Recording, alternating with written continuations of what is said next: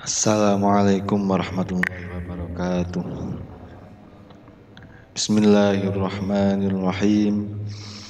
Subhanakallahumma Rabbana la ilma lana illa ma 'allamtana innaka antal alimul hakim wa tub 'alaina innaka antat tawwabur rahim wa taqabbal minna innaka antas sami'ul alim wa 'allimna min ladunka ilman nafi'a ya dzal jalali wal ikram.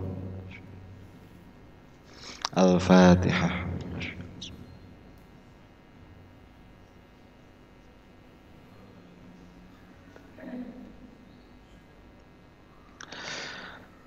Alhamdulillahi rabbil alamin. Wassalatu wassalamu ala ashrafil anbiya'i wal mursalin wa ala alihi wa sahbihi ajma'in, amma ba'du. Alhamdulillah, kita kembali diberi kesempatan oleh Allah Subhanahu wa ta'ala untuk berkumpul mentadabburi makna-makna di balik Al-Quran yang telah diuraikan oleh para ulama tafsir. Pada kesempatan kali ini melanjutkan ayat yang kemarin, yakni surat Al-Baqarah ayat 235 dengan tema melamar perempuan yang ditinggal mati oleh suaminya secara tidak langsung, ta'lidon, dengan cara tidak terus terang. Wa waqtul aqdi, dan waktu pelaksanaan akad. A'udzu billahi minasyaitonir rajim. Bismillahirrahmanirrahim. Wala junaha 'alaikum fima 'arradtum bihi min khitbatin nisa'i aw aknantum fi anfusikum. Alimallahu annakum satadhkurunahunna walakin la tuwa'iduhunna sirran illa an taqulu qawlan ma'rufa wala ta'zimu 'uqdatan nikahi hatta yablughal kitabu ajalah wa'lamu annallaha ya'lamu ma fi anfusikum fahdharuh wa'lamu annallaha ghafurun halim. Bismillahirrahmanirrahim. Wala junaha 'alaikum fima 'arradtum bihi min khitbatin nisa. Tidak ada dosa sama sekali atas kalian para laki-laki tentang sindiran-sindiran kalian terhadap perempuan yang ditinggal mati suaminya dengan tujuan untuk melamar mereka. Au aknantum fi anfusikum, atau keinginan kalian yang kalian simpan di dalam hati, di dalam hati. Jadi ingin menikahi janda ditinggal mati, tapi diempet di dalam hati. Alimallahu annakum satadhkurunahun. Sungguh Allah telah mengetahui bahwa kalian semua selalu mengingat-ingat mereka. Jadi diangen-angen mawon. Jadi Gusti Allah pirsa. Gusti Allah pirsa orang-orang yang di pikirannya itu menunggu janda. Menunggu para janda. Ini jelas nggih, satadhkurunahun, yang selalu mengingat-ingat mereka, mereka. Meski tidak berdosa, walakil la tuwa'iduhunna sirran. Janganlah kalian menjanjikan pernikahan terhadap mereka secara rahasia, secara sembunyi-sembunyi. Illa taqulu qawlan ma'rufa, kecuali kalian mengatakannya dengan ucapan yang baik menurut syariat, atau kecuali jika kalian menyampaikan dengan cara yang baik menurut syariah. Wala ta'zimu 'uqdatan nikahi hatta yablughal kitabu ajalah, dan janganlah kalian hendak melaksanakan akad nikah kecuali aturan iddah mereka telah selesai. Aturan ten mriki ai al maktubu minal iddah, catatan tanggal iddahnya, catatan iddahnya. Wa'lamu annallaha ya'lamu ma fi anfusikum fahdharuh. Ketahuilah kalian semua, sungguh Allah mengetahui apa yang ada di dalam hati kalian. Fahdharuh, maka takutlah kalian atas siksanya. Dan mriki ayyu'aqibukum idza azamtum. Allah niku bisa saja mempunyai kuasa untuk menyiksa kalian semua ketika kalian hanya sebatas berkehendak, hanya sebatas berkehendak, hanya ingin saja melakukan hal-hal buruk. Gusti Allah niku sudah punya kuasa dan kehendaknya tidak terbatas untuk memberikan azab. Wa'lamu annallaha ghafurun halim, dan ketahuilah sungguh Allah adalah zat yang maha pemaaf, halim, dan zat yang maha bijaksana. Bijaksana mriki diartikan dengan bitakhiril uqubati an mustahiqiha. Jadi bijaksana niku ada dua lafadz besar yang biasa diartikan bijaksana. Yang pertama niku halim, dan yang lain niku hakim. Beda pemaknaannya. Kalau hakim niku zat yang maha tahu bagaimana memperlakukan ciptaannya. Tadi pohon dibuat tumbuh niku nggih sesuai kebijaksanaannya Gusti Allah. Niku mau wendung boten udan niku nggih sesuai kebijaksanaannya Gusti Allah. Kalau halim niku berkaitan dengan penundaan siksa, penundaan siksa, bitakhiril uqubah. Allah ketika ada hambanya yang melakukan dosa niku melalui sifat halimnya Gusti Allah niku menelatkan mengakhirkan hukuman atas dosa-dosa hambanya. Pun secara sederhana mawon bahwasanya ayat ini menjelaskan tentang khitbah. Niki dari susunan Al-Qur'an yang seperti ini niki ayat pertama yang menjelaskan tentang khitbah, tentang lamaran. Lamaran niku idharul lughbah fi zawaji bimra'atin muayyanatin wa i'lamil mar'ati waliyaha bidzalik. Menampakkan keinginan, menampakkan kesenangan atau kecintaan untuk mempersunting perempuan, untuk menikahi perempuan tertentu dengan cara memberitahu langsung kepada yang bersangkutan perempuannya atau melalui walinya. Dan bisa jadi dia mengucapkan langsung dan bisa jadi lewat orang lain. Niki biasane napa lari pondok-pondok niku kan badhe nek remen kali lari estri karena enggak berani sowan kiainya nggih. Akhirnya sowan ke tokoh masyarakat yang akrab dengan kiainya. Ya minta tolong, Bapak saya suka ini, tolong lamarkan. Misalkan kalau lari muhibin niku biasanya nyuwun tolong sinten Mbak Azharun Nur, Pak Subagio untuk sowan ke kiai santriwati masing-masing. Karena nggak berani sowan langsung. Untuk menunjukkan keinginannya untuk nopo? Untuk melamar. Hikmah khitbah sendiri niku sebagai pranikah yang namanya pernikahan niku tujuannya nggih sepanjang usia maka butuh proses pengenalan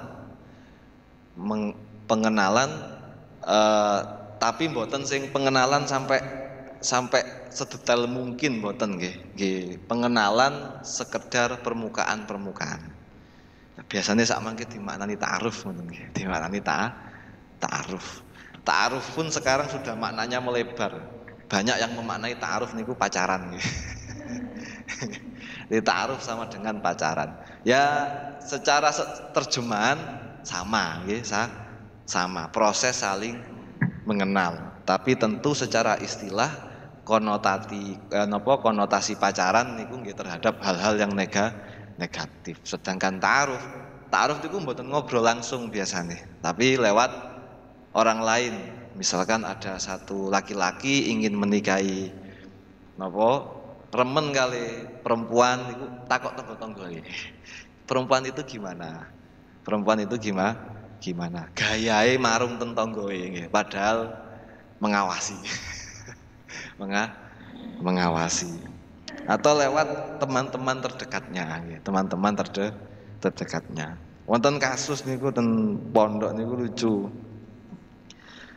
Jadi wonten lari senior nggih termasuk kepercayaannya Bu Nyai niku badhe dilamaraken, badhe dijodohaken kali santri putri si A.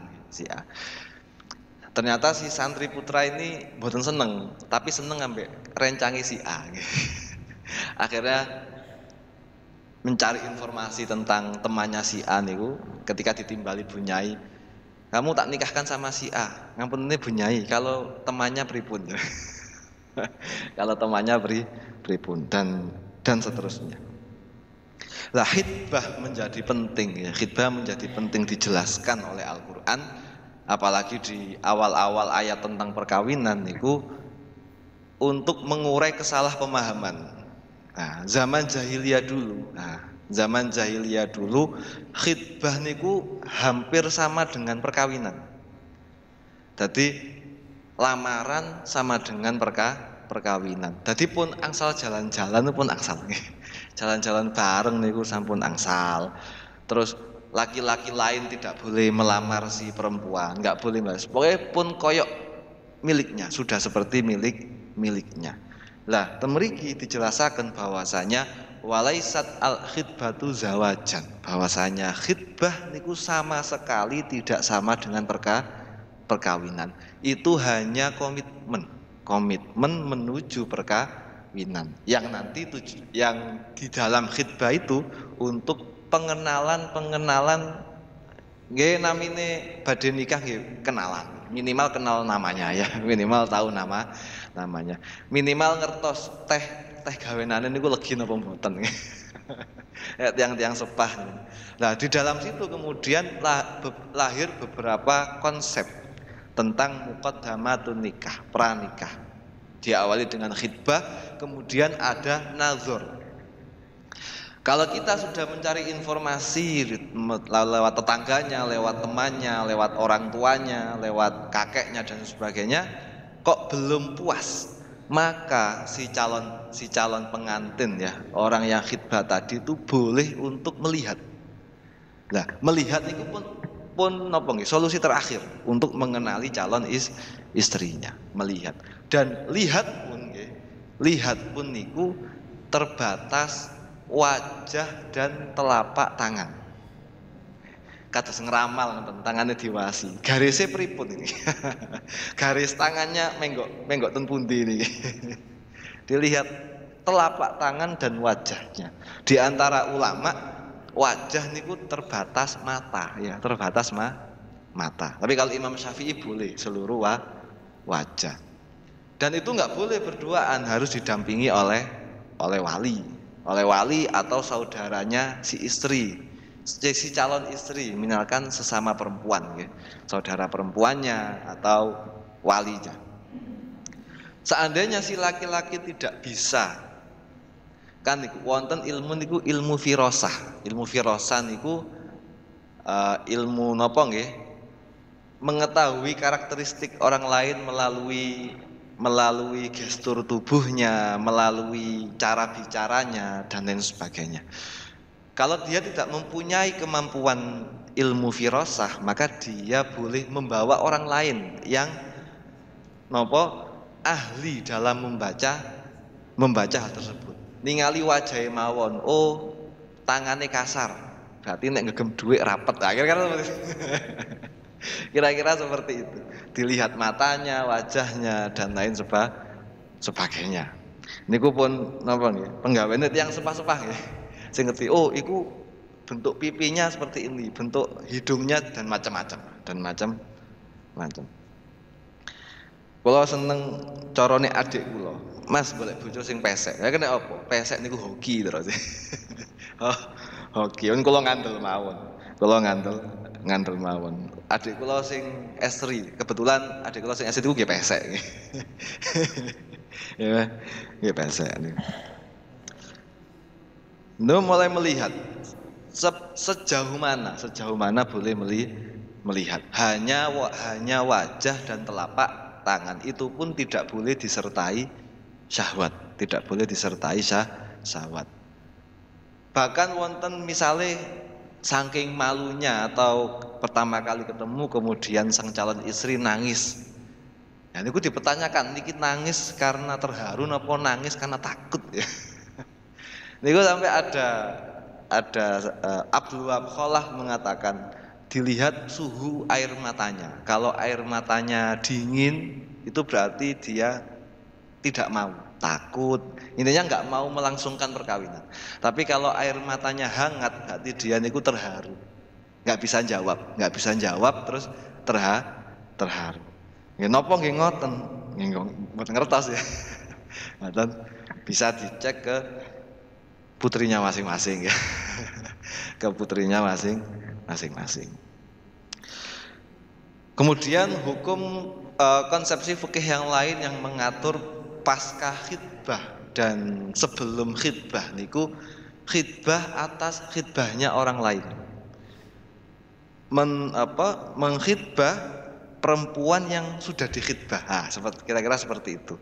Nanti ada laki-laki melihat perempuan cantik, ternyata perempuan tersebut sudah dilamar orang lain. Maka nanti ada beberapa perincian. Pertama, apabila perempuannya belum memberi jawaban dari lamaran yang pertama, maka sah-sah saja. Boleh. Dia ada laki-laki tahu, oh ini sudah dilamar, tapi belum jawab. Akhirnya mencoba mencari keberuntungan ya. Siapa tahu milih saya ya. Itu boleh, mboten dosa. Yang kedua, ada perempuan yang sudah dilamar, tapi laki-laki calon pelamar kedua tidak tahu kalau si perempuan ini sudah dilamar. Ini juga tidak dosa. Boleh-boleh saja. Yang ketiga, apabila tahu kalau sudah dilamar dan ternyata lamarannya diterima. Lamaran pertama sudah diterima. Nah, ini dosa. Ini maka calon pelamar kedua tidak boleh menerjang. Wah, cek lamaran meskipun diterima terjang saja. Bahasane sebelum janur kuning melengkung nggih. Maka itu berdosa. Berdosa. Kecuali si pelamar pertama mengizinkan. Misalkan, wah ini perempuan ini sudah dilamar sama si A. Nah, kemudian berangkat ke si A, si pelamar pertama. Saya juga ingin melamar yang perempuan yang kamu lamar. Nah, ini kalau si pelamar pertama mempersilahkan, maka nggak dosa. Ya monggo kalau diterima. Nah, nantang kira-kira ya. Nantang, maka tidak berdosa. Atau si perempuan menerima, pihak perempuan, walinya perempuannya ketika dilamar, sini tahu kalau sudah menerima lamaran tapi tetap nerjang. Ternyata si perempuan menerima. Ya mas, saya terima, nanti yang pertama saya putus. Karena terlihat lebih menjanjikan kira-kira. Maka juga tidak apa-apa. Tapi tentu secara muru'ah, secara akhlak yang berlaku atau tradisi yang berlaku itu tidak etis ya, tidak tidak etis, rawan melahirkan konflik. Tapi secara hukum mboten napa-napa. Secara hukum mboten napa-napa. Ada satu kisah nih, dosen kula, sampun almarhum tapi. Dosen kula nelalah kok wafat di usia 40. Masih muda wafat. Niku cerita. Dadi wonten mahasiswane niku cantik nih. Akhirnya pengin menikahinya. Akhirnya sowan datang keluarganya. Liburan sowan menyampaikan niat baik. Ternyata jawabannya, maaf Bapak, kami sudah menerima lamaran dari orang lain. Dosen saya patah hati ya, patah hati.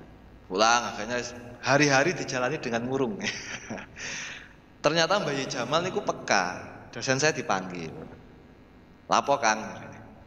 Niku Yai, kula terpuruk kula ngelamar ternyata perempuannya sudah menerima lamaran dari orang lain. Sopo toh? Diceritakan bla bla bla. Oh, wis tak urusane. Mbak Jamal turun tangan ya. Si keluarganya ditimbali sama Mbak Jamal. Pelamar pertama batalkan. Nikah saja sama bapak ini jadi. Akhirnya lewat kiai, kebetulan yang perempuan juga santrinya Mbak Jamal ya. Akhirnya memutuskan pelamar yang pertama, terus memilih yang dipilihkan oleh Mbak Jamal. Niku ekstrim niku ekstrim. Kalau kadang guyon pas dosen saya sakit, kalau guyoni, Pak, jangan-jangan jenengan sakit karena disantet pelamar pertama dulu. Guyu dosen kula. Dosen kula tertawa-tawa. Iya paling jadi. Namung guyonan. Lah kemudian khitbah niki kemudian juga melahirkan konsep bagaimana apabila melamar janda. Melamar janda. Dan melamar janda niki kemudian ada beberapa kriteria. Yang pertama, apabila jandanya tidak dalam masa iddah. Ya masa sah-sah saja, boleh-boleh saja, tidak ada masalah sama sekali. Nah kalau di dalam masa iddah, maka dilihat dulu. Kalau perempuan itu tolak rojei, tolak 1 atau tolak 2, maka haram melamarnya. Bagi laki-laki haram melamarnya, baik secara terang-terangan maupun secara tidak terus terang, secara sindiran. Maka haram. Kenapa? Karena perempuan yang tertalak raj'i itu masih berhukum sebagaimana suami istri.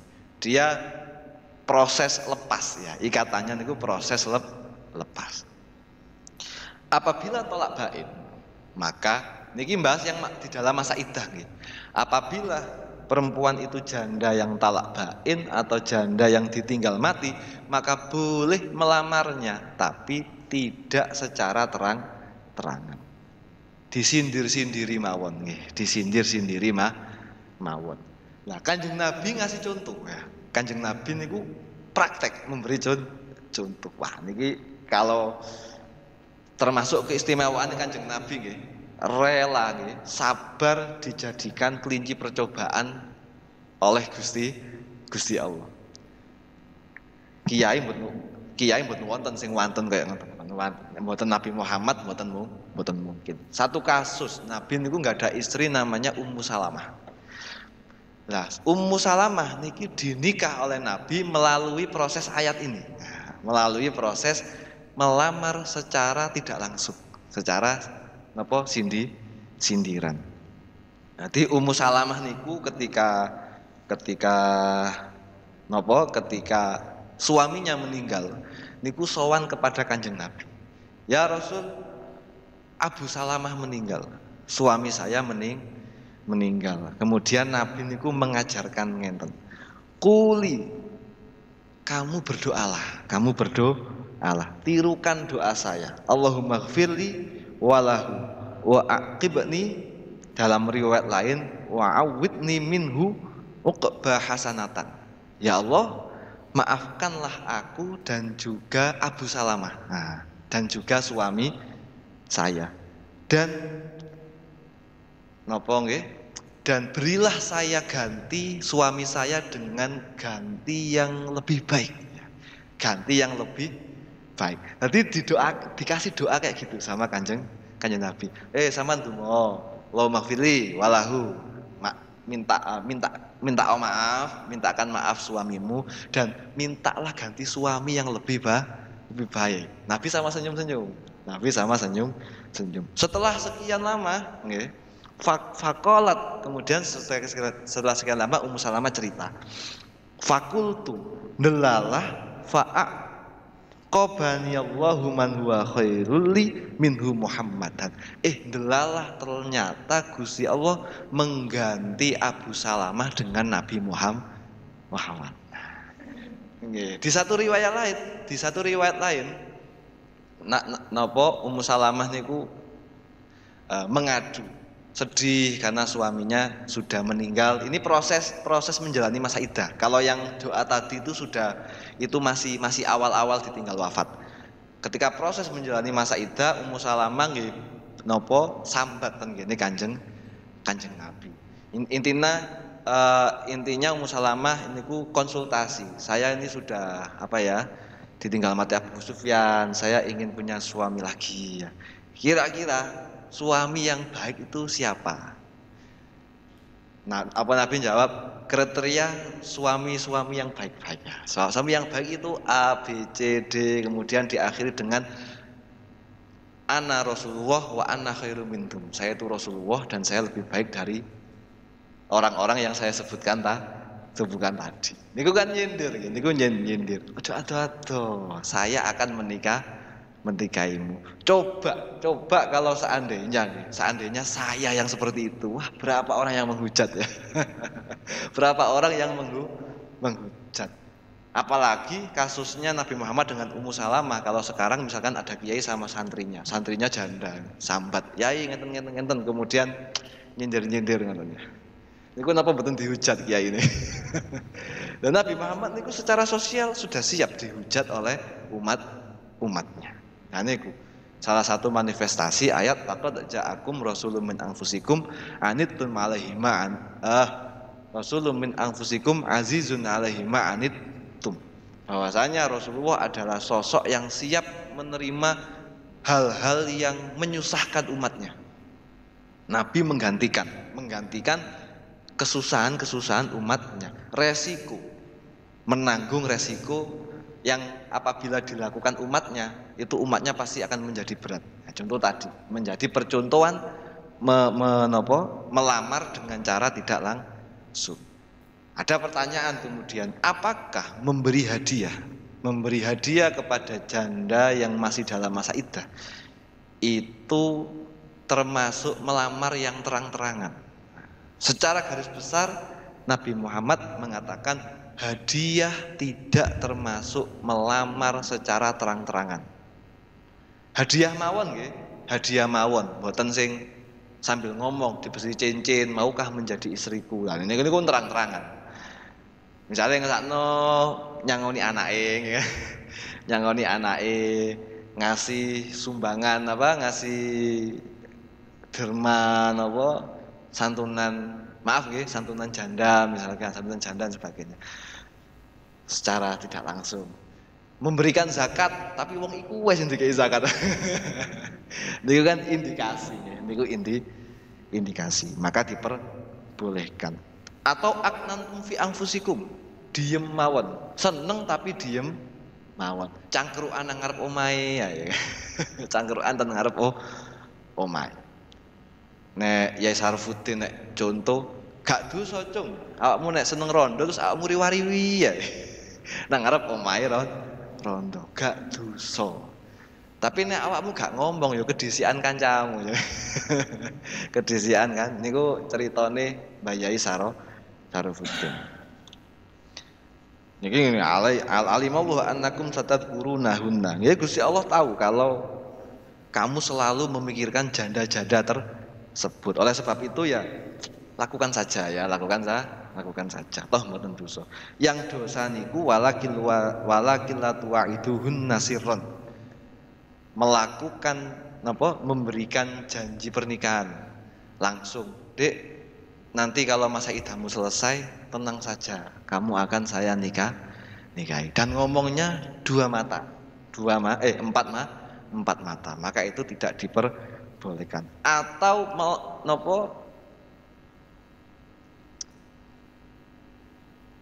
mengucapkan kata-kata yang tidak pantas, misalkan, wis to bojomu wis mati, tak tanggungi mari ini. Nah itu kan perkataan-perkataan yang tidak pantas. Niku sing dicontohaken fikih ngoten nggih.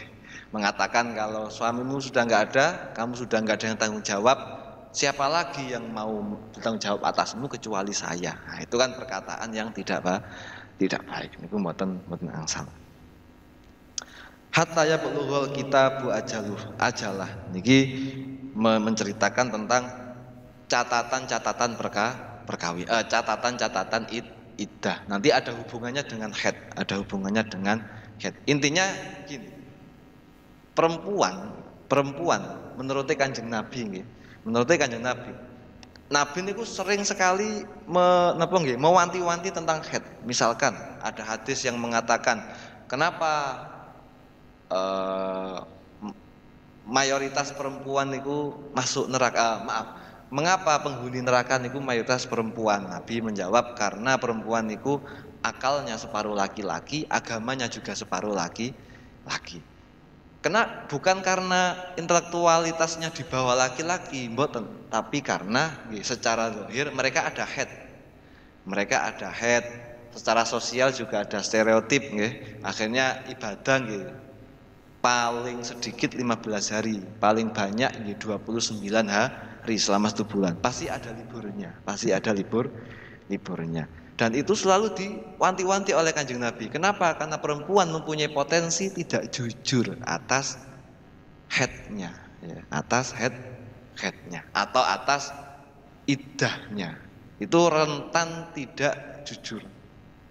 Makanya ten pondok niku ada pengurus khusus yang bagian untuk ngecek haid santri. Niku ketika kok tanggalnya janggal, niku dilihat, softteknya dilihat, kemudian si yang perempuan yang haid niku, santri yang haid niku dikasih kapas, disuruh ngecek darahnya langsung. Nggih, napa di ruangan tertutup ngoten nggih, ngecek haid langsung dilihat apa benar haid ada bercak merahnya atau enggak dan lain. Karena itu sangat diwanti-wanti oleh Kanjeng Nabi. Dan fikih dikatakan bahwasanya perempuan itu enggak sanggup lama-lama tidak menikah. Ini terus fikih menceritakan zaman lalu yang perempuan itu hanya di rumah, tidak punya karir dan lain sebagainya. Maka dia tidak sanggup sendirian, maka banyak kasus memalsukan iddahnya. Iddahnya 4 bulan 10 hari. Akhirnya dipersingkat menjadi hanya 2 bulan misalkan, tapi ngakunya sudah 4 bulan 10 hari. Saking urgennya sampai Kanjeng Nabi niku mengatakan bahwasanya idza shalat al-mar'atu khamsaha wa shamat syahraha wa hafizat farjaha wa ata'at zaujaha qila laha udkhulil jannah min ayyi abwabil jannah syi'ti. Ketika perempuan, ada 4 golongan perempuan yang dipersilakan masuk surga lewat pintu manapun, pun langsung disumanggaken, pun mlebu mawon, boten usah hisab. Yang pertama adalah perempuan yang sholatnya jangkep, sholatnya jangkep. Kenapa kok diwanti-wanti sholatnya harus jangkep? Gini ku mau karena ternyata ada potensi perempuan itu tidak jujur atas haidnya. Apalagi perempuan muda nggih. Perempuan muda nggih, tolong yang punya anak perempuan nggih dicek betul-betul nggih, dicek betul. Kalau perlu tumbas buku catatan haid yang dari Lirboyo atau dari Alfala Ploso nggih, buat hariannya si anaknya ya. Misalkan haid biasanya tanggal sekian, warnanya apa, jam berapa, biar nanti ketika ada haidnya yang kok nggak seperti biasanya, itu langsung bisa diklarifikasi. Apalagi kalau ibunya langsung kan mboten canggung nggih ngecek langsung nggih, mboten canggung. Kemudian wasomat sahroha. Wasomat sahroha, puasanya juga jangkep. Puasanya juga jangkep. Karena ternyata banyak. Di pondok pun ada beberapa kasus nih. Santri putri niku ngaku head akhirnya mboten poso. Akhirnya mboten poso. Iku nggih, mantun iki Ramadan malih nggih. Monggo dicek. Terus nyaure barang. Wa hafidhat farjaha, menjaga farjinya. Yang terakhir niku atau adzaujaha, mentaati suaminya. Mentaati suaminya tentu sesuai syariat dan juga selain napa? Sesuai syariat dan juga selain maksiat. 4 perempuan kok memenuhi 4 kriteria ini, maka dipersilahkan masuk surga lewat manapun. Di satu sarah diceritakan silahkan masuk tanpa hisab. Oh, enak. Makanya niki sering napa Gus Bak niku cerita. Gusti Allah niku pilih kasih kali perempuan ya. Fasilitas untuk masuk surga jalan pintas bagi perempuan itu sangat berlimpah. Sangat berlimpah. Yang khusus perempuan. Dan jalan pintas bagi laki-laki itu juga bisa digunakan oleh perempuan. Betul enak kok perempuan. Niku terus Gus Pak. Semoga bermanfaat ya, semoga kita diberi keberkahan oleh Allah Subhanahu wa taala. Bismillahirrahmanirrahim. Allahumma inni astaudi'uka ma 'allamtanihi fardudhu ilayya 'inda hajati ilaihi wa la tunsinihi ya rabbal alamin. Al-Fatihah. Assalamualaikum warahmatullahi wabarakatuh.